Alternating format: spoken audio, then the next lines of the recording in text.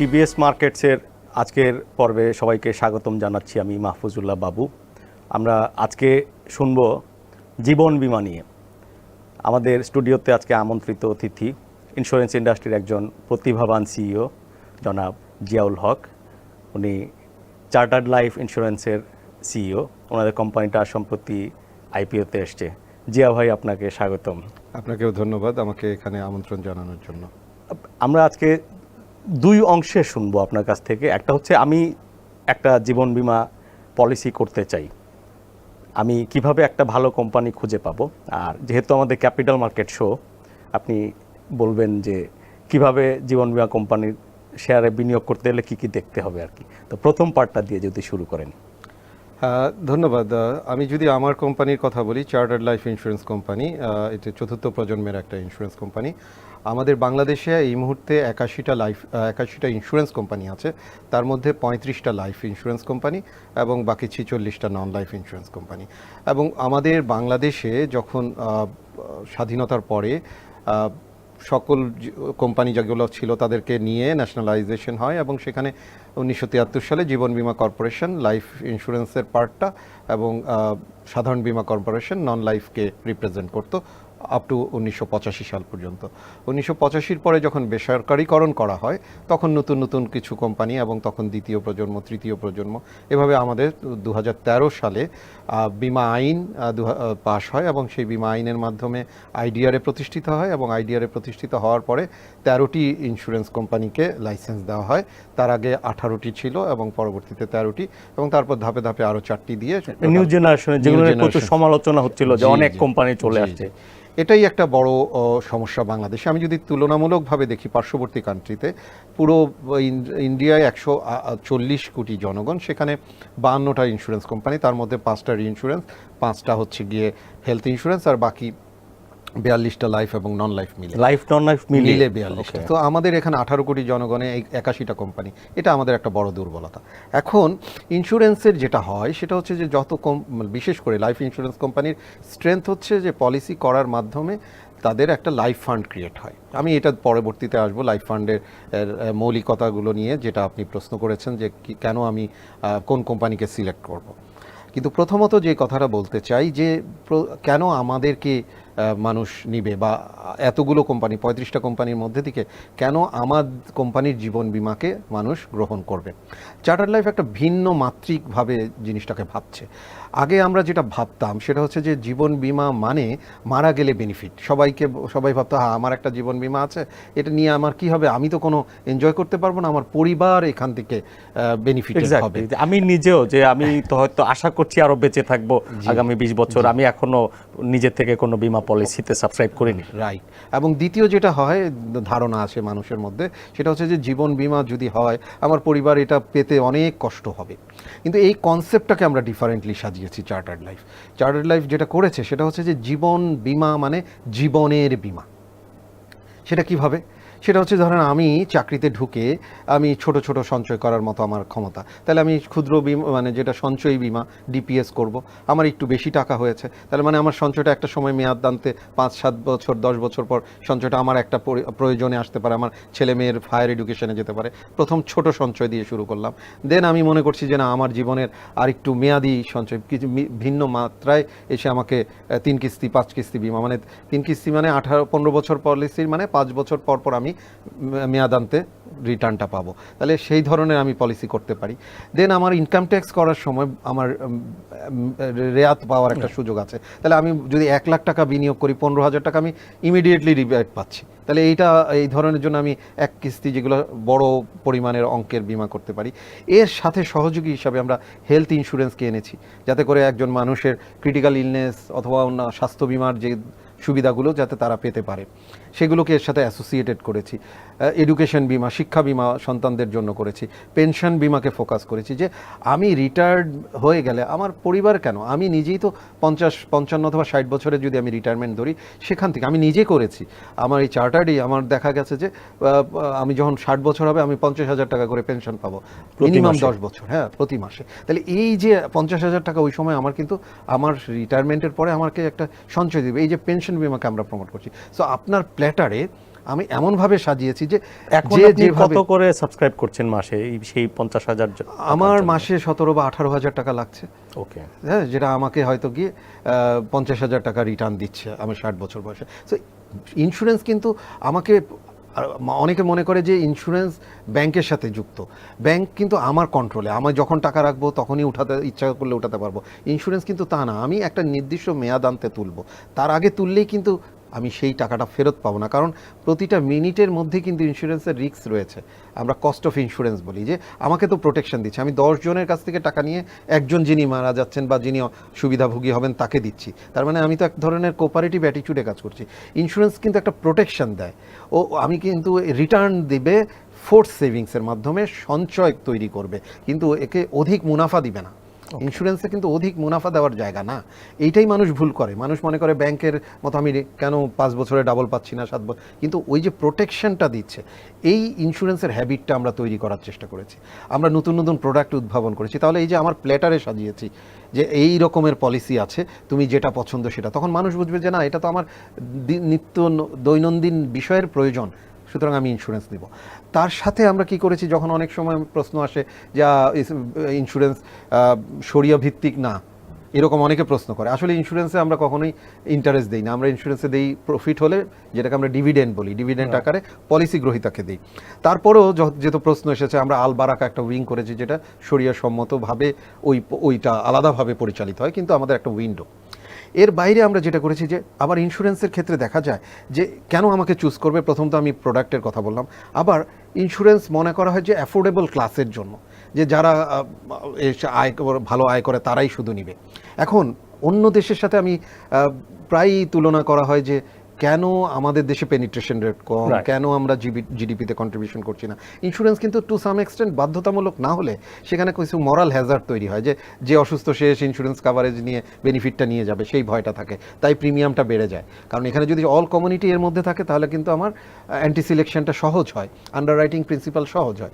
সেই জন্য আমরা কি করেছি যে প্রোডাক্ট উদ্ভাবন করা শুরু করেছি, যে একটা মানুষকে ভালো প্রোডাক্ট এনে দিতে হবে। আমার যেমন একটা প্রোডাক্ট আছে চার্টার্ড নিরাপত্তা, যেখানে life, accident, hospitalisation, surgery, ambulance fees পর্যন্ত দিচ্ছি, যাতে মানুষ এই প্রোডাক্টটা নেয়। এই প্রোডাক্টটা কার জন্য?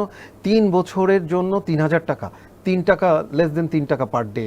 এই প্রোডাক্টটা কেন রেখেছি? কারণ একজন মানুষ প্রতি বছর প্রিমিয়াম দিতে পারে না, যারা ক্ষুদ্র আয় করে, হ্যাঁ, যাদের ক্ষুদ্র সঞ্চয় করে, তাহলে তাদের জন্য এই ধরনের একটা প্রোডাক্ট রয়েছে 3 বছরের জন্য প্রোটেক্টেড। সে তো প্রতি বছর প্রিমিয়াম, আমাদের যেটা চ্যালেঞ্জ হয়ে যায় একটা অনেক নেওয়ার সময়, আমাদের যেহেতু এটা পুশ সেল হয়, আমি যেহেতু ইন্স্যুরেন্সের নলেজ নেই, আমাকে এসে আত্মীয় স্বজন কেউ একজন ধরে, আমি প্রোডাক্টটা নিয়ে এরপর এটা যে চালাতে হবে এটা ভাবি না, তখন যখন বন্ধ হয়ে যায় তখন আমি বলি ইন্স্যুরেন্স লস। কারণ ইন্স্যুরেন্স প্রিমিয়াম সময় মতো না দিলে তামাদি হয়ে যায়। না, সেগুলো নিশ্চয়ই সত্য। সেই জায়গাটাকে থেকে শুনবো how not to choose bad ইন্স্যুরার। যেমন ফার ইস্ট লাইফ একটা এক্সাম্পল, আমি নাম ধরেই বলতে পারি যে একসময় ইন্ডাস্ট্রির টপ আর্নার ছিল ওরা, এবং গ্রামে গঞ্জে এত গ্রাসরুট লেভেলে ছড়িয়েছিল, ইসলামিক হতে মানুষ আরও বেশি রেসপন্স করেছে, ওদের বোর্ডের লোকজন প্লাস একটা ওখানে প্রচুর অ্যানোমালিস হয়েছে আর কি, এবং টাকা পয়সা তারা দিতে পারছিল না।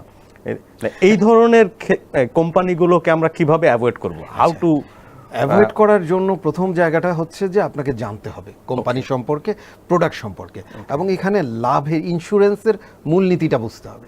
কারণ এই কোম্পানিগুলো যে কি বলছে, ভাই আমি ইসলাম সম্মত করছি, শরিয়া সম্মত করেছি, শরিয়াতে লাভের ভাগিদার হবেন, লসের ভাগিদার হবেন, এই বলে একটা ইমোশনাল অ্যাটাচমেন্ট করছে, তাহলে তো আমি তো যেহেতু ইন্টারেস্ট নিব না, আমার লস হলে অসুবিধা কি? ওরা এই লসের কারণে অতিরিক্ত ম্যানেজমেন্ট ব্যয় করছে, যাতে করে প্রফিট কম হোক, আমরা সকল টাকা নিয়ে যাই। এই জায়গাটা তো আপনার ফান্ডামেন্টাল বুঝতে হবে যে কেন আমাকে অতি চাকচিক্য। আপনি দেখেন যেখানে ব্যাংক 6% ইন্টারেস্ট রেট দিচ্ছে, সেখানে দু একটা কোম্পানি নাম বলতেই বাধ্য হয়, সোনালী লাইফ, আমাদের নতুন প্রজন্ম, যেটা ভবিষ্যতে আমি শঙ্কা করি, আমি কোম্পানিকে ছোট করতে বলি না, কোনো কোম্পানি খারাপ আমি এটাও বলবো না, এদের ম্যানেজমেন্টের দুর্বলতার বা প্রমোশনের চাকচিক্যতার কথা বলছি। যেখানে ব্যাংক 6% ইন্টারেস্ট দিতে পারে না, সেখানে 10% রিটার্ন দেওয়ার কথা বলছে সোনালী লাইফ, আলফা লাইফ, তাহলে আপনারা আবারও তো সেই ফার ইস্টের দিকেই যাচ্ছেন। এটা তো যিনি বিনিয়োগ করছেন, বিনিয়োগকারীকে তো এই জিনিসটা বুঝতে হবে যে যেখানে ব্যাংক আমাকে 6% দিতে পারছে না, ইন্স্যুরেন্স কোম্পানি তো ব্যাংক না, তাহলে সে কীভাবে তার চেয়ে অধিক দিবে? ইন্স্যুরেন্স কোম্পানি হয়তো সমান দিবে এবং আমাকে প্রোটেক্ট রাখবে, ও কিন্তু দুটো কাজ করছে। এক হচ্ছে সমান রিটার্ন দেওয়া এবং আমাকে প্রোটেক্ট করা, কিন্তু ইন্স্যুরেন্স কোম্পানি থেকে আমি যখন অধিক মুনাফা দিব বলছি তখনই তো গলত আছে। তার মানে মূল প্রোডাক্টটা জানছি না। তাহলে এই জিনিসটা জানতে হবে, যেই কিনুক, যেই প্রোডাক্টই কিনুক, সে কিন্তু জেনে বুঝে প্রোডাক্টটা করবে। এখন আমরা যেটা করার চেষ্টা করছি, কেন আমাদের কোম্পানি, কারণ আমরা একটা হ্যাবিট তৈরি করছি। আমরা সবাইকে বলার আগেই বলছি যে ইন্স্যুরেন্স তোমাকে প্রোটেকশন দিচ্ছে, তুমি এটা জেনে বুঝে করো প্রোটেকশন। এবং সেই জায়গায় আমি সেবাটাকে নিশ্চিত করছি। মানুষের সেবাটাকে কিভাবে নিশ্চিত করছি, যখনই তার পার্শিয়াল ম্যাচুরিটি বা ম্যাচুরিটি ডিউ হচ্ছে, আপনি এই জায়গাটা কম্পেয়ার করে নিতে হবে। যেদিন পার্শিয়াল ম্যাচুরিটি ডিউ হচ্ছে আমি সেদিনই টাকাটা দিয়ে দিচ্ছি, কিন্তু ফারিজ দিতে পারছে না, অন্য কোম্পানি, ইভেন বড় কোম্পানি, ইভেন অনেক সময় মেটলাইফও কোভিডের সময় দিতে পারিনি, আমি কিন্তু সেটা দিয়ে গেছি। এইটা দিতে পেরেছি কারণ হচ্ছে যে আমি এক ধরনের খুব গুড গভর্নেন্স এনশিওর করেছি, ফাইন্যান্সিয়াল ম্যানেজমেন্টের ইফিসিয়েন্সি এনশিওর করেছি। এটা তো আপনাকে বাইরে থেকে আমার খবর নিতে হবে, না নিলে তো আপনি ভুলবেন এখন না। আসলে বীমা প্রোডাক্টটা সম্পর্কে যাকে বোঝাতে হয় 3টা মিটিং করে, সে কি আসলে এই কোম্পানির গভর্নেন্স দেয় না, লেভেল বা এটা- ফাইন্যান্সিয়াল না, এফিসিয়েন্সি দেয় বুঝতে না। এই পারবে? জন্যই তো এই একই ঘটনা ঘটছে। কেন ডেস্টিনির ঘটনা ঘটছে, কেন ইউনিপে ঘটনা ঘটছে, কেন এমএলএম এর ঘটনা ঘটছে? মানুষ ওখানে অধিক লাভ চাচ্ছে, কেন বিভিন্ন জায়গায় জমি কিনে মানুষ টাকা হারাচ্ছে? দেখেন মানুষ, আমি অ্যাজ এ প্রফেশনাল অথবা আমি একজন চাকুরিজীবী হিসাবে, যখন আমি কি করি, প্রথমে কিছু ক্ষুদ্র সঞ্চয় করি, এরপরে দিয়ে আমি কি করি, হয় জমি কিনি, নয় বাড়ির ইনস্টলমেন্ট চালাই, গাড়ি কিনি, তারপরে গিয়ে হয়তো একটু অধিক মুনাফার জন্য শেয়ার মার্কেটে টাকা ঢালি, এবং তারপরে গিয়ে যদি কোনো কিছু বাকি থাকে তাহলে গিয়ে আমি ইন্স্যুরেন্স কিনি। এটা হলো আমার দেশের হ্যাবিট। কিন্তু আপনি ওয়েস্টার্ন ওয়ার্ল্ডে যান, প্রথমে ইন্স্যুরেন্স করতে হবে, আপনি এডুকেশনের সাথে ইন্স্যুরেন্স লাগবে, আপনি হসপিটালে যাবেন ইন্স্যুরেন্স ছাড়া ভর্তি Mandatory. হবে না, ম্যান্ডেটরি। তাহলে এই জায়গায় তো আমার নীতি ইন্ডিয়াতে নির্ধারণ, কেউ ম্যান্ডেটরি? হ্যাঁ, নীতি নির্ধারণের জায়গাটাকে আপনাকে ঠিক করতে হবে। আমি বলবো যে আমার এই ইন্স্যুরেন্স ইন্ডাস্ট্রির এগিয়ে আসার জন্য 4টা জায়গায় কাজ করতে হবে। একটা হচ্ছে পলিসি মেকার যারা আছে তাদেরকে সঠিকভাবে আমাকে নীতি তৈরি করে দিতে হবে, এবং সময়ের সাথে আমরা 38-এর আইন নিয়ে এখনও আছি, এটার আপডেট হচ্ছে না। 58-তে যা আছে, 2010-এ আমাদের বীমা আইন হয়েছে, সেখানে পরিবর্তনগুলো এখন 22 সাল, আমাকে পরিবর্তন চিন্তা করতে হবে 30 সালের, আমি এখনও 10 সালের কাজ দিয়ে এগোচ্ছি। দ্বিতীয় হচ্ছে যারা উদ্যোক্তা, তারা মনে করছে আমি তো বিনিয়োগ করেছি, আমি কোনো রিটার্ন পাচ্ছি না। তাহলে বিনিয়োগকারীদেরকে যে কাজটা করতে হবে উদ্যোক্তা হিসাবে, যে এখন যে ডিজিটাল টেকনোলজি, এর সাথে নতুন নতুন ইনোভেশন, R&Dর জন্য ইনভেস্ট করা, সেই জায়গাগুলো তাদের করছে না, সেই জায়গায় করতে হবে। তৃতীয় হচ্ছে আমরা যারা প্রফেশনাল, তাদের কোনো স্কিল ডেভেলপমেন্ট নেই, নলেজ নেই, এডুকেশনাল আপডেট নেই। তাহলে সে যে মানে বলছে যে ভাই জোর করে একটা পলিসিটা সেল করছি, উনি ওনার লাগছে না, না লাগছে। এখন দেখেন, আমি বাজারে গেলাম, 3টা কলম কিনলাম, 2টা পছন্দ হয়েছে, ওটা প্রয়োজন নাই, কিন্তু আমি কাউকে ব্লেম করব না। কিন্তু আমাকে একজন ফোর্স করে এসে যখন ইন্স্যুরেন্স বিক্রি করে দিয়ে দিচ্ছে, আমি কিন্তু ইন্স্যুরেন্স ইন্ডাস্ট্রিকে ব্লেম করছি। সো আমাদেরও দুর্বলতা আছে, তার মানে আমরা সঠিক জিনিসটা জানাচ্ছি না। আর আমি সঠিক জিনিসটা জানাচ্ছি না কেন, কারণ হচ্ছে গিয়ে আমার যারা কিনছে তাদের কাছেও কিন্তু সঠিক তথ্য নেই। সে তখন আমাকে ব্যাংকের সাথে তুলনা করছে, সে আমাকে পুঁজিবাজারের সাথে তুলনা করছে, ওখানে অধিক মুনাফা, তাহলে আমাকে কেন করবে? এই জায়গায় যদি বাধ্যতামূলক না করি, আবার বাধ্যতামূলক করি, আমাদের দেশে অনেক পলিসি ভালো ভালো আছে। দেখেন, প্রবাসীতে যারা যাচ্ছে তাদের প্রবাসী বীমা বাধ্যতামূলক করেছে সরকার, আমরা সাধুবাদ দিই। কিন্তু আপনার যিনি ইমিগ্রেশনের চেকলিস্ট দেখছে, তার কাছে কি তাকে সেই ট্রেনিং দেওয়া হয়েছে যে একজন প্রবাসী যারা আয় করতে যাবে বা এক্সপার্ট হিসেবে যাচ্ছে, তাদের কি ইন্স্যুরেন্স করা আছে কিনা? তারা যদি চেক না করে, তাহলে তো ইন্স্যুরেন্স ছাড়াই চলে যাবে। তাহলে বাধ্যতামূলক করে কি লাভটা হচ্ছে? আজকে গার্মেন্টসে খেয়াল করেন, অ্যাকর্ড অ্যালায়েন্সের মাধ্যমে কিন্তু আমরা একটা গ্রিন গার্মেন্টস করেছি, কমপ্লায়েন্ট গার্মেন্টস করেছি, কিন্তু ওখানে 42 লাখ কর্মী আছে, তারা জীবন বীমা আওতাভুক্ত না। তাহলে ভালো কেউ কেউ কিন্তু হয়তো নিজে থেকে 50 জন করে। ব্যক্তি, ইভেন আপনার এই প্রতিষ্ঠানে 50 জন ব্যক্তির অধিক হলেই আপনাকে গ্রুপ ইন্স্যুরেন্স দিতে বাধ্যতামূলক। আইন আছে, প্রয়োগ কোথায়? তাহলে আমি সার্বিকভাবে বলছি, কিন্তু আপনি যখন দেখবেন, এবার যদি বলি কেন আমার কোম্পানি নেবেন, আপনারা দেখবেন যে কোন কোম্পানিটা কমপ্লায়েন্ট হিসাবে কাজ করছে, কোন কোম্পানিটা ভালো সার্ভিস দিচ্ছে, ডিজিটালি সাউন্ড, কোন কোম্পানিটার প্রোডাক্ট সে আমাকে প্রোটেকশন দিচ্ছে, অ্যাট্রাকশন দিচ্ছে না। এই 3টা মৌলিক জায়গা দেখেন। এবং তাই যদি বলেন, আজকে চার্টার্ড লাইফ ক্রেডিট রেটিং এ পেয়েছে, ইন্টারন্যাশনাল ফাইন্যান্স অ্যাওয়ার্ড পেয়েছে বেস্ট লাইফ ইন্স্যুরেন্স হিসাবে, ফাস্টেস্ট গ্রোয়িং লাইফ ইন্স্যুরেন্স হিসাবে, এশিয়া ইন্স্যুরেন্স পেয়েছে বেস্ট ডোমেস্টিক লাইফ ইন্স্যুরেন্স হিসাবে। তাহলে তারপরে এই যে এসিসিতে আমরা তালিকাভুক্ত হয়েছে, এই পুঁজিবাজারে তালিকাভুক্তি হওয়ার জন্য আমার সকল ধরনের কমপ্লায়েন্সকে ফুলফিল করতে হয়েছে। এই জিনিসগুলো করেছি, এটাকে দেখেই মানুষ নিতে হবে, এবং আমি সেভাবেই চাই।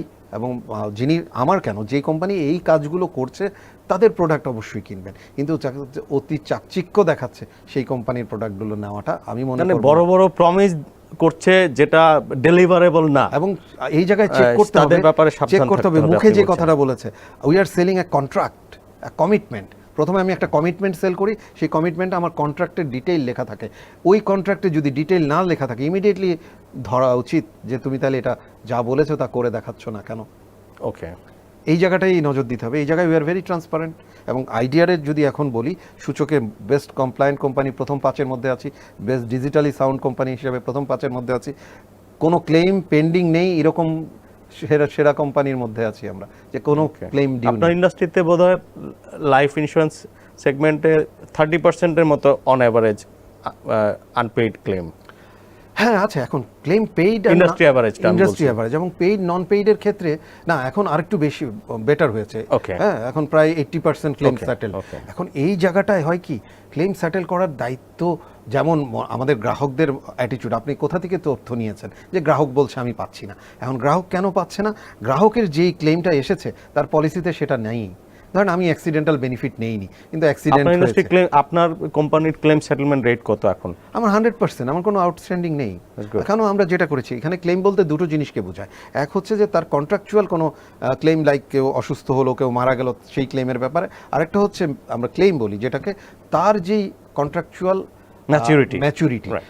আমরা কি করেছি, আমরা পলিসি যেদিন ম্যাচুরড হচ্ছে বা পার্শিয়াল ম্যাচুরড হচ্ছে, আমরা অন্য কোম্পানিতে কি হয়, যেতে হয় গ্রাহককে, আমাদের সেদিন কল সেন্টার থেকে তার কাছে কল যায় যে আপনার আজকে গ্রাহক হচ্ছে, আপনার ধন্যবাদ, আপনার তথ্য যদি সঠিক থাকে 3 দিনের মধ্যে আপনার টাকাটা আমরা ট্রান্সফার করে দিচ্ছি।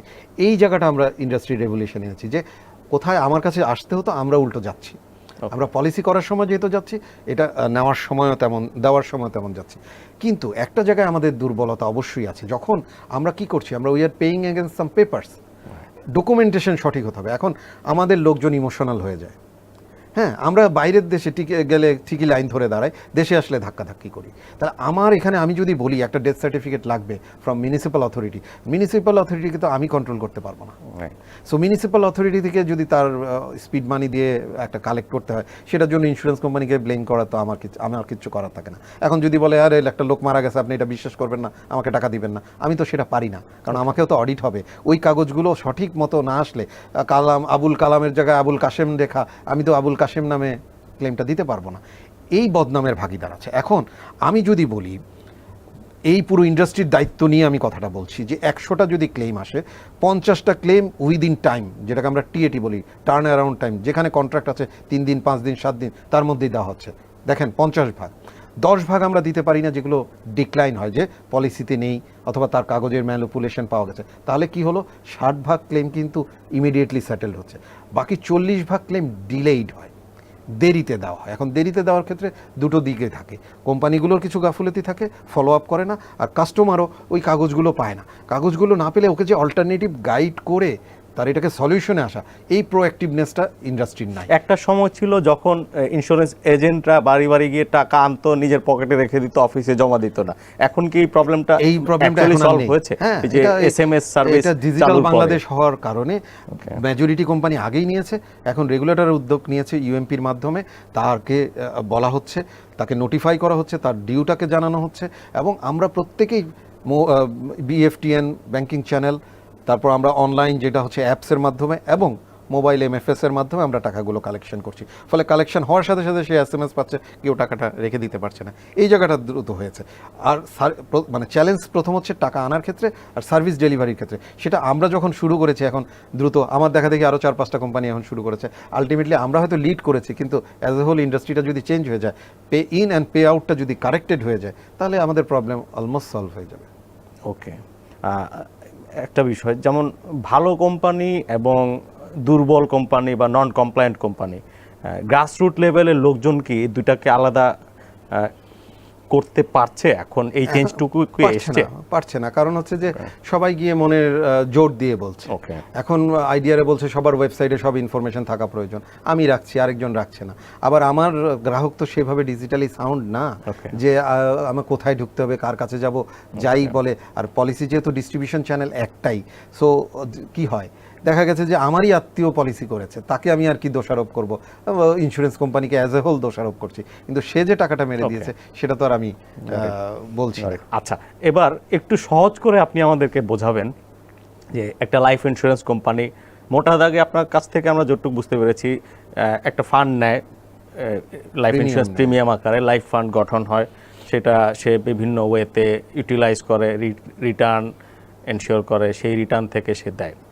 তো একজন শেয়ার হোল্ডার হিসেবে ধরেন আমি লাইফ ইন্স্যুরেন্স কোম্পানির শেয়ার কিনতে চাই, আমি মার্কেটে দেখি ক্লেম দিতে পারছে না, মামলা হচ্ছে, এই ধরনের এই কোম্পানির শেয়ারের দামও বাড়ছে, আবার খুব সাউন্ড কোম্পানি তার শেয়ারের দামও হয়তো বাড়ছে বা বাড়ছে না। তো আসলে মৌলভিত্তিটা বিশ্লেষণের পদ্ধতিটা আপনি আমাদের শিখাবেন। আমি জানি আপনি খুব সাউন্ড একজন প্রফেশনাল। এখানে যদি শেয়ার মার্কেটের কথা বলেন, যদি মোটা দাগে বলি যে বাংলাদেশে কেন মার্কেট বিহেভিয়ারের পার্টটা বাদ দিয়ে যে how to analyse life insurance ওই বিজনেস, জায়গাটাই বলছিলাম যে ওই জায়গাটায় আমি যাব না, কেন পুরো বাংলাদেশের মার্কেটটা ভিন্ন মাত্রিক, কেন বাড়ে কেন কমে সেটা আমরা জানি না। তবে লাইফ ইন্স্যুরেন্স কোম্পানির ক্ষেত্রে যারা এখানে বিনিয়োগ করছেন, অ্যাটলিস্ট তারা আমাদের যারা গ্রাহক, পলিসি গ্রাহক, তাদের চেয়ে অনেক বেশি নলেজেবল। সুতরাং তাদের কিন্তু স্কোপ আছে আমাদের বুক অফ রেকর্ডসগুলো দেখার। তাহলে একটা কোম্পানি কি করছে, সে প্রতি বছর তার গ্রোথ কি হচ্ছে, রেভিনিউ, এটা আমাদের রিপোর্টে আছে, অ্যানুয়াল রিপোর্টে আপনি আমাদের রেভিনিউ গ্রোথটা দেখতে পাচ্ছেন। এই রেভিনিউ থেকে আমি কত পার্সেন্ট লাইফ ফান্ডে নিয়ে যাচ্ছি, বা আমার লাইফ ফান্ডের গ্রোথটা কেমন হচ্ছে। আমরা লাইফ ইন্স্যুরেন্স কোম্পানি হচ্ছে we are the custodian of life fund. আমাদের কাজ হচ্ছে প্রিমিয়াম আসলে সেখান থেকে ম্যানেজমেন্ট কস্ট বাদে যে টাকাটা থাকবে সেটাকে আমার লাইফ ফান্ডে থাকবে, এবং সেটাকে আমরা বিনিয়োগ করে লাইফ ফান্ডের রিটার্নও আনবো, এবং সেই রিটার্ন থেকে আমাদের পলিসি গ্রাহক, আমাদের উদ্যোক্তা এবং আমাদের যারা পুঁজিবাজারে যারা বিনিয়োগকারী সবাইকে আমরা ডিভিডেন্ড আকারে তাদেরকে রিটার্ন দেব, এবং এই রিটার্ন অ্যাজ পার লজ আমাকে দিতে হবে। এখন এই জায়গাগুলো দেখার দায়িত্ব হচ্ছে কি যিনি বিনিয়োগকারী, তাকে দেখতে হবে যে কোম্পানি প্রতি বছরে কিভাবে গ্রোথ হচ্ছে, নাম্বার ওয়ান, কোম্পানি কমপ্লায়েন্ট কিনা, ক্লেম ঠিকমতো দিচ্ছে কিনা, এটা সে যাচাই বাছাই করে নিতে পারে। আর লাইফ ফান্ডের বিনিয়োগটা কোথায় হয়েছে, কারণ এই জায়গাটা অত্যন্ত ইম্পর্টেন্ট। কারণ লাইফ ফান্ডের বিনিয়োগটা নিয়েই কিন্তু আমাদের আজকে যে আমরা ক্লেম দিতে পারছি না, তার ভুল বিনিয়োগের কারণেই। যেমন আমার কোম্পানি, আমরা প্রতি বছরের সেপ্টেম্বর অক্টোবর মাসে কি করি, বাজেট করে ফেলি যে আগামী বছর আমার কি কি টাকা পেয়েবল, সেই টাকাগুলো আমরা আলাদা করে রাখি বা মান্থ ওয়াইজ সাজিয়ে দিই, যাতে করে ওই মাসে, এখন আমার এক মাসে 70 লাখ টাকা পেয়েবল, আমি যদি 2 কোটি টাকা ফান্ড রাখি তাহলে তো আমার বাকি লিকুইডিটি শর্টেজের জন্য যাতে আপনার কোনো দুর্নাম না হয়। এবং আমার এখানে কিন্তু আইডিয়াতে খুব সুন্দর গাইডলাইন আছে, এই গাইডলাইনটা ফলো করলে কিন্তু কারো কোনো ক্ষতি হওয়ার সুযোগ নাই, কিন্তু আমরা সেইটা নজরেই দিচ্ছি না। এখন এটা নজরে কেন দিচ্ছি না সেটা আমার প্রশ্ন। আইডিয়াতে বলা হচ্ছে আমার যেই লাইফ ফান্ড বা আমার যেই পুরো অ্যাসেট, এটাকে আমি 30% ট্রেজারি বন্ডে বিনিয়োগ করব, মানে সরকারের খাতে রাখবো। তাহলে সরকারের খাতে রাখলে এটা হারানোর কোনো সুযোগ নেই। 20% আমি পুঁজিবাজারে রাখবো, তাহলে পুঁজিবাজারে প্রাইমারি সেকেন্ডারি শেয়ারে রাখবো, আর বাকি 50% থাকবে। এই 50% আপনি জমিতে করেন বা ব্যাংকে করেন, অথবা জমির তো একটা সিলিং আছে বোধহয়, সব কিছু কিন্তু গাইড, এবং এটা কতটুকুন করতে পারবো সেটা আবার আইডিয়া থেকে অনুমতি নিয়ে নিতে হবে। তাহলে অনুমতি নিয়ে যদি এই কাজগুলো হওয়ার কথা, তাহলে নিয়ন্ত্রণ সংস্থার দুর্বলতা আছে। It's a black chapter. আমরা যে ইমিডিয়েট পাস্ট যিনি ছিলেন ওইদিকে আমি নাই গেলাম, নিয়ন্ত্রণ সংস্থা যেভাবে দেখার কথা সেই জায়গায় আমি নাই গেলাম। কারণ দুর্বলতার কথা যদি বলি, ব্যাংক এবং বিমা এই দুটার সমন্বয় যদি আমি করি, ব্যাংকে দেখেন সেন্ট্রাল ব্যাংক নিয়ন্ত্রণ করে, ইন্ডিপেন্ডেন্ট বডি, সেখানে আপনি দেখবেন যে 68টা ব্যাংকের জন্য অ্যাটলিস্ট 68 জন পিএইচডি করা লোক আছে, কিন্তু আমার 81 জন লোকের জন্য 81 জন পার্মানেন্ট স্টাফ নেই। এটা আমাদের একটা দুর্বলতা, এবং এখানে বাই রোটেশনের লোক আছে, এটা এফআইডির একটা পার্ট। এটাকেই নিয়ন্ত্রণ সংস্থা আজকে এসিসি যেভাবে আলাদা কাজ করতে পারছে, বিটিআরসি যেভাবে আলাদা কাজ করতে পারছে, যতক্ষণ না পর্যন্ত আপনি আইডিয়াকে এইভাবে আলাদা সক্ষম হওয়ার ক্ষমতা দিবেন, ততক্ষণ পর্যন্ত কিন্তু এই ডেপুটেড লোক আসবে এবং এসে এই ইন্ডাস্ট্রি আর কখনো আগাবে না। ফর 3 ইয়ার্স, হ্যাঁ 3 ইয়ার্স, এটা আর আমি ওইদিকে না যাই, আমি বিনিয়োগকারীর জায়গাটাই যদি বলি, তাহলে দেখেন এই যে বিনিয়োগের খাতগুলো যেহেতু স্পেসিফিক, আপনি দেখেন বুক অফ রেকর্ডসে খাতগুলো কোথায় আছে, আমি তো সেটা দেখছি না। আজকে আমার ধরেন XYZ একটা কোম্পানি, আমি যদি তার পুঁজিবাজারে তার দাম 60 টাকা 70 টাকা, হোয়ারেজ তার ট্রেজারি বন্ডে কোনো ইনভেস্টমেন্টই নাই, সে 90% ইনভেস্ট করে রাখছে ব্যাংকে, এবং সেই ব্যাংকগুলো কিন্তু এ রেটেড ব্যাংকও কিনা সন্দেহ আছে। তাহলে আপনি এই জায়গাটা আটকে যাওয়ার রিস্ক থাকে। হ্যাঁ, আজকে ফার্মার্স পদ্মা ব্যাংকের ঘটনা যদি আজকে এরকম কোনো একটা ব্যাংকে ঘটে, তাহলে দায় সব টাকা নিয়ে যদি আমি পদ্মা ব্যাংকে রাখি, আমি কোনো ব্যাংকে, আবারও ছোট করে বলছি না, প্রতিষ্ঠান কখনো ছোট হয় না, আমরা যারা ম্যানেজমেন্ট তারাই প্রতিষ্ঠানটাকে খারাপ করে ফেলি, বেসিক ব্যাংক বলেন বা ফার্মার্স ব্যাংক বলেন, যেটাই বলেন। কিন্তু আমি যদি সেই জায়গা থেকে যদি ম্যানেজমেন্ট এইভাবে কমপ্লায়েন্ট হতে, যা আইডিয়ারেতে লেখা আছে আমার রেগুলেশন অনুযায়ী, আমার ঠিক আছে, আমার এখনও রেগুলেটর আমাকে সেভাবে 30 সালের ভিশন দেয়নি, কোনো অসুবিধা নেই, আমাকে এখন যা দিয়েছে তা মেনে চলি। এখন আমি তা মেনে চলে আমার শেয়ারের মূল্য কম হবে, কারণ আমি কমপ্লায়েন্ট। আপনারা তো উল্টো কাজ করবেন।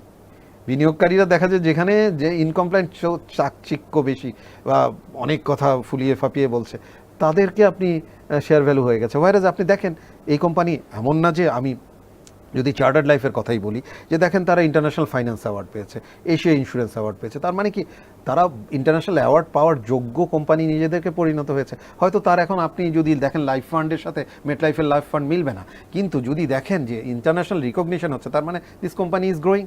কিন্তু আরেকটা কোম্পানির কোনো অ্যাওয়ার্ড নাই, কিছুই নাই, হ্যাঁ, বাট তার শেয়ার মার্কেটে অনেক বেশি প্রাইস ভ্যালু তৈরি হয়েছে। অ্যাওয়ার্ড যা ভিন্ন বিষয়। আমি জাস্ট আমি বলছি নন কমপ্লায়েন্ট গ্রসলি আমরা দেখতে পাচ্ছি মানুষ তার অফিসের সামনে ভিড় করছে, তার শেয়ারের দাম বাড়ছে। এই জন্য বলছি কেন অ্যাওয়ার্ডের কথা, অ্যাওয়ার্ড কিন্তু আপনাকে কমপ্লায়েন্স নিশ্চিত করে, কারণ কোনো অ্যাওয়ার্ড কমপ্লায়েন্সের বাইরে দিবে না, এইটুকুন বিশ্বাস করতে হবে, বা যে কোনো রিকগনিশন। আচ্ছা, এবার বলেন যে লাইফ ইন্স্যুরেন্স কোম্পানির আর্নিংস পার শেয়ার কেন হয় না? আচ্ছা, এই জায়গায় কেন কেউ কেউ আবার বলছেন যে হয়, আমরা কয়েকটা কোম্পানি দেখছি তারা আর্নিংস পার শেয়ার ডিসক্লোজ করছে। হ্যাঁ, এটা করছে, ওই যে অ্যাকচুয়ালি আসলে কি হওয়া উচিত বা কেন হয়? এখন ইপিএস বা এনইভির যে বিষয়টা আসছে, আমাদের দেখেন আমাদের এখানে একটা রেশিও আছে, আমার যা প্রফিট হবে 90% পলিসি গ্রাহকের কাছে চলে যাবে, 10% হবে স্পন্সরদের ক্ষেত্রে। তাইলে স্পন্সরদের শেয়ারে মানে টোটাল আর্নিংয়ের 10% পেয়ে সেটাকে ডিভাইডেড বাই দ্য শেয়ারস, তাহলে অটোমেটিক্যালি আমার অনেক আর্নিং হলেও তো আমি আপনাকে কম ভ্যালু দিচ্ছি। ব্যাপারটা বুঝাতে পারছি যে আমার লাইফ ফান্ড 38 কোটি টাকা হলো, কথার কথা, বা অন্যান্য দেশে কি হয়? আপনি তো আমেরিকায় পড়াশোনা করেছেন, প্র্যাকটিস তো এরকমই। এখন এই জায়গায় এই যে ল, এই 90-10 এই রেশিও তো আমাদের দেশে, ইউরোপ বা আমেরিকায় কি আপনার বা ইন্ডিয়াতে কি আর্নিংস পার শেয়ার দেখায় কোম্পানি লাইফ ইন্স্যুরেন্স কোম্পানিগুলো? হ্যাঁ দেখায়, বিকজ ওই জায়গায় ওই রেশিওটার ওই যে ডিস্ট্রিবিউশনটা সেই 10% এর উপরে যা আসে তার উপরে আর্নিংস না পার শেয়ার। ওখানে ডিস্ট্রিবিউশনটা এই রেশিও না। ওকে, সেখানে রেশিও কেমন? সেখানে মানে কান্ট্রি টু কান্ট্রি 70-30 আছে, ওকে 80-20 আছে। এমন না যে খুব মানে পলিসি গ্রাহকেরটা কম, তা না, 80-20 আছে, 70-30 আছে। আমরা 90-10 ফলো 90-10 আর কোথাও আছে? এখন 90-10 ছিল, কারণ এই আইনটা তো 1938-এর আইন। বাংলাদেশ বলেন, কানাডা বলেন, অস্ট্রেলিয়া বলেন, ব্রিটিশ বলেন, সব জায়গায় একই পলিসি ফলো করা হচ্ছে। এখন আমার এই জায়গায় কেন আর্নিং পার শেয়ার বাড়ে না, তার অন্যতম প্রধান কারণ হচ্ছে আমাদের পলিসির মধ্যে মানে প্রফিট আর নন প্রফিটের ভাগ আছে। কিছু আছে কন্ট্রাকচুয়াল লাইবিলিটি, এটা পুরো ইন্স্যুরেন্স প্রিন্সিপালের বিষয়। এই জায়গাগুলো আমাদের মতো দেশে যেই ধরনের ইন্স্যুরেন্স হয় ওগুলো ওখানে অবসোলিট হয়ে গেছে, মানে ওখানে ওগুলো চলে না। তাহলে ওখানে 90-10 শেয়ার থাকলেও কোনো অসুবিধা নাই। আমরা শুরু করেছি, আমি তাহলে একটু অন্যভাবে আসতে হয়, যেহেতু আমাকে ইন্ডাস্ট্রির নলেজের কথাগুলো বলছেন। দেখেন, আমরা ইন্স্যুরেন্স ইন্ডাস্ট্রি ব্যবসা শুরু করেছি হোল লাইফ পলিসি দিয়ে। হোল লাইফ পলিসি মানে হচ্ছে আজীবন থাকবে আপনার পলিসি, একটা সার্টেন টাইম পর্যন্ত আপনি পলিসি প্রিমিয়াম দিবেন, এরপর যতদিন বেঁচে থাকবেন আপনার কাভারেজ থাকবে। ওই হোল লাইফ পলিসি এখন বিশ্বের কোথাও নেই। তারপরে এসেছে endowments policy. Endowment policy means হচ্ছে আপনার মেয়াদি বিমা, সঞ্চয় করবেন, কিছু আপনাকে ফোর্স সেভিংস করবে, কিছু আপনাকে ডিভিডেন্ড দিবে আয় থেকে। সেটাও এখন মেজরিটি ফার্স্ট ওয়ার্ল্ডে এন্ডোমেন্ট পলিসি নেই, কারণ ওদের ইন্টারেস্ট রেট অনেক কম, 2% 3%, এটা রিটার্ন দিতে পারে না, সুতরাং তারা এন্ডোমেন্টসও রাখে নেই। তারা এনেছে টার্ম পলিসি। প্রথমে টার্ম পলিসি মিনস হচ্ছে আপনার পলিসি প্রিমিয়াম অনেক কম, কিন্তু আপনার কাভারেজ থাকবে, ইভেন্ট হলে আপনি বেনিফিট পাবেন, না হলে পাবেন না, অনেকটা হেলথ ইন্স্যুরেন্সের মতো। ঠিক আছে, যে আপনার কিন্তু এই টার্ম পলিসিরগুলো প্রিমিয়াম হাই, এবং প্রিমিয়াম হাই মানে লাইফের জন্য প্রিমিয়াম কম, হেলথের জন্য প্রিমিয়াম হাই। এই পলিসিগুলো মানুষের কাছে, এটা ম্যান্ডেটরি না করলে মানুষের কাছে এটা নেওয়ার গ্রহণযোগ্যতা আসে না, কারণ মানুষ ইগনোর করে যে আমি এই ধরনের পলিসি নিব না। বাংলাদেশে এই থার্ড স্টেজে আমরা এখনো যেতে পারিনি, আমরা সেকেন্ড স্টেজে। ম্যান্ডেটরি করে দেওয়াতে এই পলিসিগুলো আপনার এখন মানুষ নিচ্ছে, বাইরের দেশে হচ্ছে, আমাদের দেশে এখনো হয়নি। ফোর্থ স্টেজ, বাইরের দেশ, ইন্ডিয়ার কথা বলছেন, সিঙ্গাপুরের কথা বলছেন, জাপানের কথা বলছেন, ওটা ফোর্থ স্টেজে চলে গেছে, আমি কিন্তু সেকেন্ড স্টেজে আছি। ফোর্থ স্টেজকে বলা হয় universal life, annuity, pensions, mutual fund, আপনার হচ্ছে যে ইউনিট লিঙ্ক ইন্স্যুরেন্স, এইগুলো হচ্ছে ফোর্থ স্টেজ। মিনস হচ্ছে ইনভেস্টমেন্ট রিটার্নের সাথে ইন্স্যুরেন্স যুক্ত। তাহলে ইনভেস্টমেন্ট রিটার্নের সাথে ক্যাপিটাল মার্কেটের সাথে যুক্ত, তাহলে ক্যাপিটাল মার্কেটের সাথে যুক্ত হওয়াতে বেশি রিটার্ন আসাতে ওই 90-10-এর ডিস্ট্রিবিউশনে ইপিএস অটোমেটিক্যালি বেড়ে যায়। That's the basic. সো আমি প্রোডাক্ট বিক্রি করব সেকেন্ড জেনারেশনের, আমি রিটার্ন চাবো ফোর্থ জেনারেশনের, সেটা পেরে উঠছি না। আমাদের যারা ফোর্থ জেনারেশন ইন্স্যুরেন্স কোম্পানি, যারা নতুন, কারণ আমাকে লড়তে হচ্ছে 70 বছরের কোম্পানির সাথে, 30 বছরের পুরনো কোম্পানির সাথে, আমরা যারা 15 বছর, তাহলে 30 বছরের তার লাইফ ফান্ড বড় হয়ে গেছে। সো সে এখন ইপিএস বললেও কোনো সমস্যা নেই, কারণ তো লাইফ ফান্ড বড়, তার তো ম্যানেজমেন্ট এক্সপেন্স সেই তুলনায় বেশি হবে না, কারণ আমার তো ফিক্সড কস্ট। আমরা একটা বিল্ডিংয়ে দিয়ে যদি আমি চার্টার্ডের কথা বলি, আজকে আমি যখন জয়েন করেছি 19 সালে এপ্রিলে, তখন মাসে 1 কোটি টাকা শেয়ার রেভিনিউ হতো, এখন মাসে 7 কোটি টাকা হয়, 7 গুণ বেড়েছে 3 বছর সময়। তাহলে আমার তো এক্সপেন্স তো আমার কুমিল্লার অফিস থাকছে, রেভিনিউ আমাকে 7 গুণ দিচ্ছে, তাহলে আমার তখন কিন্তু রিটার্নটা আমি বেশি দিতে পারবো। কিন্তু আমি এখন দেখেন, আমার লয়ের কথাই যদি বলি, 3 বছরের মাথায় আমি যদি ব্রেক ইভেনে এসে আমি 40 বছরের পুরনো একটা কোম্পানির সাথে ইপিএস এ লড়ে পারবো? ওকে, এই জন্য কি আপনারা ইপিএস ডিসক্লোজ করবেন না? এই জন্য করছি না, বলছি যে এই জায়গায় দুর্বলতা আছে, Okay. কিন্তু ইপিএস আমাদের ফান্ডামেন্টাল না। এখন ওরা কি হয়েছে, বাধ্য হয়েছে। আপনি ছেলেকে ছেলে বলতে হবে, মেয়েকে মেয়ে বলতে হবে। এখন আপনি মেয়েকে ছেলে বানাতে চাচ্ছেন, কারণ মেয়েকে ছেলে না বানালে মার্কেট গ্রহণ করবে না। ওকে, মার্কেট ইপিএস এনইভি কে বেসিক ধরে। এখন আমরা লাইফ ফান্ড এবং আপনারা বোধহয় একটা করেছিলেন এক সময় যে 7 বছর সময় লাগবে লিস্টিং এ, জি। And for so that share হোল্ডারদেরকে আপনারা যেটা দেওয়ার সেটা দিতে অফার করতে পারেন। রাইট, জিনিসটা আমি এভাবে বলি যে আমাদের লয় আছে 3 বছরের মাধ্যমে পরেই আমাকে যেতে হবে শেয়ার মার্কেটে, কিন্তু আমি দেখেছি 3 বছর তো বিনিয়োগ, তারপরে তার মানে নেগেটিভে যায়, 3 বছরে আবার পজিটিভ আসবে, তার মানে ব্রেক ইভেন হবে 6ষ্ঠ বছরে, 7ম বছরে গিয়ে এটা পজিটিভ হবে। আমাদের এখানে বাস্তবে তো প্রত্যেক ব্যাংক বলেন, ইন্স্যুরেন্স বলেন 7 বছরে আসছে না, ইনফ্যাক্ট তারপরেও আসছে না। আমি নবম বছরে এসেছি, তাও 17টা কোম্পানির মধ্যে দ্বিতীয় কোম্পানি হিসাবে, বাকিরা তো আরো পরে আসবে। কেন? তাদের ওই কারণ এটার অন্যতম কারণ হচ্ছে যে একসাথে 13টা কোম্পানিকে দিয়ে দিয়েছেন, তাহলে মার্কেট নাই। এক মার্কেটে আমরা নতুন আরো 13 জন প্লেয়ার ঢুকলাম, সবাই নতুন মার্কেট তৈরি না করে পুরনো মার্কেটে কম্পিট করছি। তাহলে কি হচ্ছে, আমার ওকে আনতে হচ্ছে, তাকে আনতে হচ্ছে, আমার ম্যানেজমেন্ট কস্ট বেশি হয়ে যাচ্ছে, ম্যানেজমেন্ট কস্ট বেশি হয়ে গেলে আমার প্রফিট কমে আসতেছে। ইটস এ ভিশিয়াস সাইকেল, এই সাইকেলের মধ্যেই চলছে। আমি কিভাবে লাইফ ইন্স্যুরেন্স শেয়ারের ভ্যালুয়েশন করব? যেমন peer to peer price earning ratio বা আপনার আদার থিংস, এগুলো দেখে আমরা অন্যান্য সেক্টর করতে পারি না। ভ্যালুয়েশন তো এই জায়গায় তো ভ্যালুয়েশন প্রথমত হচ্ছে স্টকের। হ্যাঁ, আমি আসছি, কারণ কোম্পানির ভ্যালুয়েশন করে actually there is the expert of the things, and একে দেখে এই ভ্যালুয়েশনের রেজাল্টটাই তো সারপ্লাসটা হচ্ছে। আপনি ভ্যালুয়েশন দেখবেন যে লাইফ ফান্ডের সারপ্লাসটা কিভাবে বাড়ছে, সারপ্লাসের গ্রোথটা কি। আপনি যদি গ্রোথটা দেখেন, positive growth and it's a aggressive growth, that's a good company, যে তারা তার ফান্ড ম্যানেজমেন্টকে ইফিশিয়েন্টলি হ্যান্ডেল করে তারা ইজ এ গ্রোয়িং। এখন ইপিএস এর যেটা বলছি, it's a fundamentals of capital market, it is not fundamental for insurance market. আমরা এটাতে যাব একটু ম্যাচিউরড হলে, সেই জন্য কোম্পানিগুলো টেকনিক্যালি দেখায় না। কিন্তু একটা সময় ধরেন 15 বছরের পরে সব কোম্পানি ইপিএস দেখাতে পারে, কোনো কারণ ততদিনে তার ম্যাচুরিটি। আপনার একটা ছেলে বা একটা বাচ্চা প্রাইমারি স্কুল শেষ করেছে, দেন তো হাই স্কুল শেষ করেছে, গ্র্যাজুয়েশনের পরে জবে ঢুকে গেলে আমি সব সমান, কিন্তু জবে ঢুকার আগ পর্যন্ত এক একজন এক এক জায়গা থেকে পড়াশোনা করে আসছে, তাকে তো সেই সময়টুকুন দিতে হবে। সো আমার স্পেসিফিক এরিয়ায় আমি যখন এক্সপার্ট হয়ে যাব বা আমাদের অবস্থান ব্রিদিং প্লেস আসবে, তখন আমার সাথে অন্যের ইপিএস। এমনিতে ইপিএস না দেখানোটা কি কোনো ওয়েভারের পার্ট, নাকি রেগুলেশন সেটা ডিমান্ড করে না? না, ওয়েভারের পার্ট যেটা হচ্ছে এসএসসি ডিমান্ড হচ্ছে ইপিএস, যেহেতু সে তার পার্সপেক্টিভ থেকে চায়।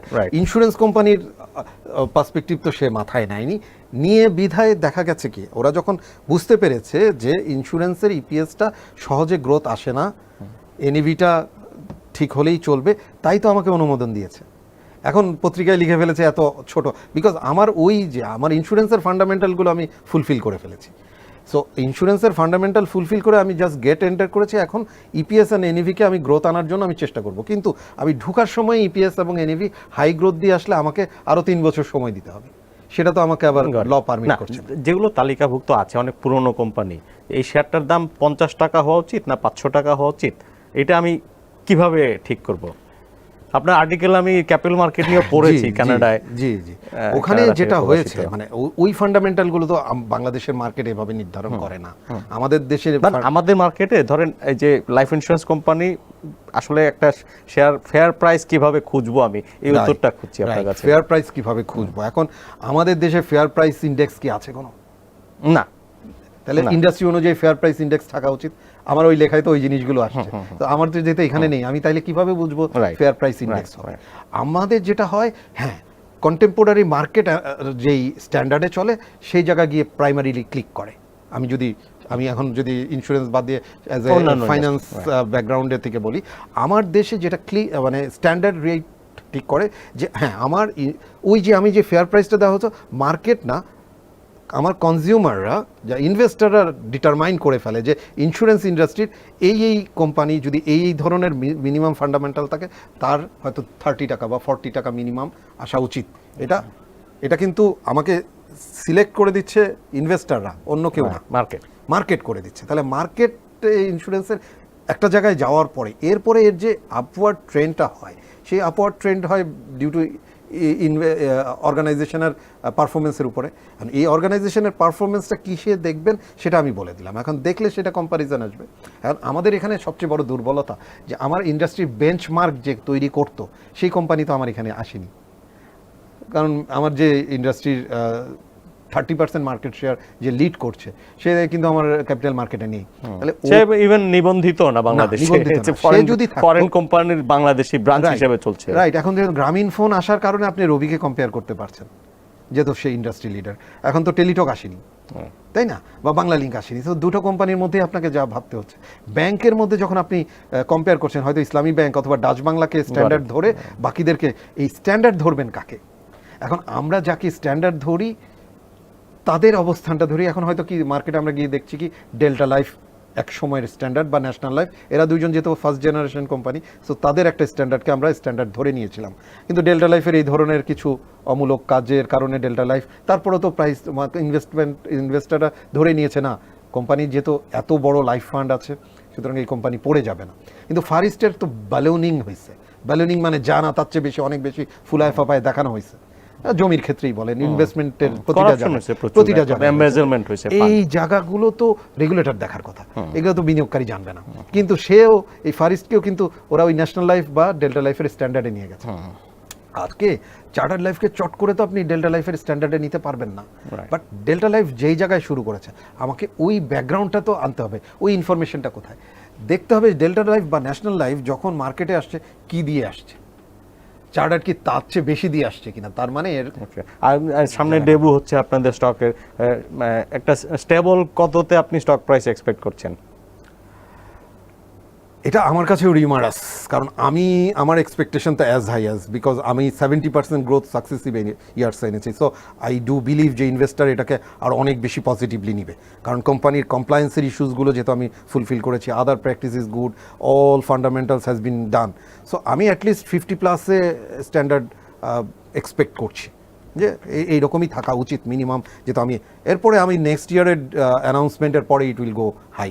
ওকে, আপনি বেশ কিছু আউট অফ বক্স প্রোডাক্ট ডেভেলপমেন্টের সাথে শুরু থেকেই আপনার মধ্যে একটা চেষ্টা থাকে। এই কোম্পানি থেকে সামনে কোনো প্রোডাক্ট লঞ্চ করার প্ল্যান করছেন কিনা? আসলে আমার একটা ফান্ডামেন্টাল জায়গায় আমি যেটা বিলিভ করি যে আজকে একজন ব্যাংকার যদি বড়াই করতে পারে যে আমি as a banker, as a professional, আমার ইন্স্যুরেন্সের পিপল কেন না? আজকে ব্যাংকিং সার্ভিস যদি অ্যাক্রস দ্য কান্ট্রি প্রায় 6 কোটি গ্রাহক থাকতে পারে, আমার কেন না? তা সেই জায়গাটাকে আনতে হলে আমাকে সব ধরনের জায়গায়, যেমন দেখেন ডাচ বাংলা এজেন্ট ব্যাংকিং করেছে, ব্যাংক এশিয়া একদম গ্রামে গ্রামে গিয়েছে, তার মানে কি তাদের ওইভাবে মানুষের মধ্যে একটা ব্যাংকিং হ্যাবিট ক্রিয়েট করেছে। আমরাও সেই কাজটা করার চেষ্টা করেছি এবং করছি। আমরা বিপিএল যারা বিলো পোভার্টি পিপল তাদের জন্য করেছি, কনজিউমারদের জন্য আমাদের নতুন যে অল্টারনেটিভ ডিস্ট্রিবিউশনের মাধ্যমে তৈরি করছি। সামনে যদি ব্যাংক অ্যাসুরেন্স আসে তার মধ্যে ব্যাংকের গ্রাহকদেরকে নিব, আমরা যারা মাইক্রো ক্রেডিটের সাথে যুক্ত তাদেরকেও আনার চেষ্টা করছি। এভাবে আমরা বিভিন্ন লেয়ারে আমাদের কাজ করছি প্রথমত, এবং এই গত 3 বছরে একটা ভাইব ক্রিয়েট করতে পেরেছি যে না, সব ধরনের কমিউনিটি, সব ধরনের অ্যাক্রস, লাইক সে যদি ইসলামিক ওরিয়েন্টেড হয়, আল বারাকা আমার শরিয়া সম্মত প্রোডাক্ট এনেছি।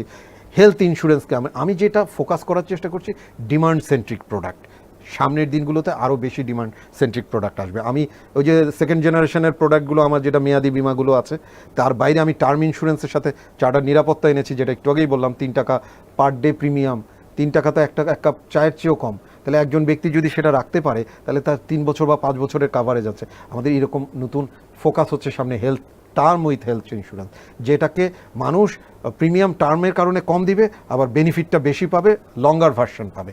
তাতে করে কোম্পানি লাভভুক্ত হবে, কারণ কোম্পানিকে রিটার্ন দিতে হচ্ছে না, কিন্তু আবার গ্রাহক লাভবান হবে, তার যখন প্রয়োজন সে তখন কিন্তু দ্রুত সেবা পাচ্ছে। তো টার্মকে ফোকাস করে আমরা সামনে কিছু সেলফোন ইউজারদের মধ্যে আপনার ক্যান্সার এন্ড আদার্স এগুলো এই নিয়ে ধরনের একটা idea মাঝখানে একটা আছে, ইনিশিয়েটিভ হয়েছিল, এটাকে- এগুলো কি এগোচ্ছে? এখানে সরকারের নীতি প্রয়োজন। সরকার যদি আজকে বলে, আমি বলি যে আমাদের পেনিট্রেশন রেট 1000-এ 6 জন, কিন্তু আমি বলবো যে 1000-এ 6 জন মানে তো 1%ও না। 1%ও না, কিন্তু আমি যদি চাই মোর দেন 100% করতে পারি। কিভাবে? এখন দেখেন 10 কোটি গ্রাহক আছে মোবাইল সাবস্ক্রাইবার। আমি যদি বলি যে সবার ইন্স্যুরেন্স বাধ্যতামূলক, তাহলে 10 কোটি গ্রাহক যদি দিনে 1 টাকা করে প্রিমিয়াম দেয় ফর এক্সাম্পল, তাহলে 10 কোটি টাকা per day, okay, it's a revenue. আমি একটা হিসাব করেছি, 1 টাকা করে যদি প্রিমিয়াম দেয়, এখন আমার 14,000 কোটি টাকার মার্কেট, আমার যদি 1 টাকা করে লাইফ এবং 1 টাকা করে নন লাইফে আমি যদি 2 টাকা করে 18 কোটি লোক দেয়, আরও 12,000 কোটি টাকার মার্কেট। তার মানে কি গ্রোথ কত হবে? 100% গ্রোথ হয়ে যায় ইন্ডাস্ট্রির। দেখেন 10 কোটি গ্রাহক, আমি যদি বলি যে ব্যাংকিং চ্যানেলে সকল গ্রাহক বিমাভুক্ত হতে হবে 6 কোটি, মাইক্রো ক্রেডিটে 3 কোটি, 9 কোটি, 6 3 9 আর 10 19 যেমন কোটি। সেলফোনে আপনার মানুষ জনসংখ্যার চেয়ে বেশি সংখ্যক সিম বিক্রি করেছে হ্যাঁ, কোম্পানিগুলো। তাদের গ্রাহক, তাদের কাছে আমার বেশি টাকা নেওয়ার প্রয়োজন নেই। তো এটা লাইফ নন লাইফ যেভাবেই হোক, আমি লাইফের কভারেজ দিতে পারি, নন লাইফ হিসাবে তার প্রোডাক্টের কভারেজ দিতে পারি। We have ample opportunity. এবং এই যে দরিদ্র জনগোষ্ঠী, ইভেন আমি সরকারকে বলেছি, একটা আমার পরিকল্পনা যাচ্ছে যে একটি বাড়ি একটি খামারের তাদের যেই হাউস হোল্ড, তাদেরকে যদি আমরা ইন্স্যুরেন্সের কভারেজে নিয়ে আসি, তার পরিবারের স্বাস্থ্যসেবা আমরা নিশ্চিত করব থ্রু ইন্স্যুরেন্স মেকানিজম, যেটা সরকার স্বাস্থ্য সুরক্ষা কর্মসূচি দিয়ে মাত্র 10 বা 12টা উপজেলায় গিয়েছে গত 4 বছরে। আমাকে সুযোগ দেওয়া হোক। জিয়া ভাই, আমরা আজকে আলোচনার প্রায় শেষ প্রান্তে চলে এসেছি। আমরা প্রত্যেকটা পয়েন্ট নিয়ে আপনার কাছ থেকে আলাদা আলাদা পর্ব শুনবো আশা রাখি। তো আমাদের দর্শকদের জন্য আপনি কোনো ফাইনাল মেসেজ যদি দিতে চান। অবশ্যই আমরা দর্শকদেরকে বলবো, আসলে আমাদের দেশ যেহেতু মিডল ইনকাম কান্ট্রিতে পরিণত হচ্ছে, এমন একটা সময় আসছে যেখানে আসলে আমাদের প্রোটেকশন প্রয়োজন। বীমা এক ধরনের নিরাপত্তা দেয়, যার মাধ্যমে আপনার জীবনের, আপনার মানে সম্পদের এবং আপনার অর্থের নিরাপত্তা নিশ্চিত করে। সো বীমায় আপনি নিজেকে ভালোভাবে জানেন এবং নিজেকে এর সাথে সম্পূরকভাবে নিজেকে যুক্ত করেন, আপনার জীবনের প্রতিটা জায়গা ইন্স্যুরেন্সের মাধ্যমে প্রোটেক্টেড রাখেন। এটাই আমার, সরকার বাধ্য না করলেও। জি জি, তার আগে ভলেন্টারিলি। এবং আমি আরেকটা জিনিস বলবো, আমাদের যারা সাংবাদিক ভাই বন্ধুরা আছেন, ইন্স্যুরেন্স সম্পর্কে অনেক বেশি আপনারা প্রোগ্রাম করেন, যাতে মানুষ এটা সচেতন হয় এবং সচেতনতার মাধ্যমে বীমা গ্রহণ করে। আপনাকে অসংখ্য ধন্যবাদ জিয়া ভাই। দর্শক, এই ছিল আজকের প্রোগ্রাম। জিয়া ভাইয়ের কাছ থেকে আমরা বেশ বিস্তারিত শুনলাম বীমা কোম্পানি, কিভাবে ভালো বীমা কোম্পানি চিনতে হবে, বীমা কোম্পানির শেয়ারে যারা আমরা বিনিয়োগ করতে চাই তাদের কি কি দেখতে হবে, আর ব্যক্তিগত এবং পারিবারিক জীবনে বীমা আমাদের জন্য কতটা গুরুত্বপূর্ণ এটি সম্পর্কে উনি বললেন। পরবর্তী পর্ব দেখার আমন্ত্রণ জানিয়ে বিদায় নিচ্ছি আমি মাহফুজুল্লাহ বাবু।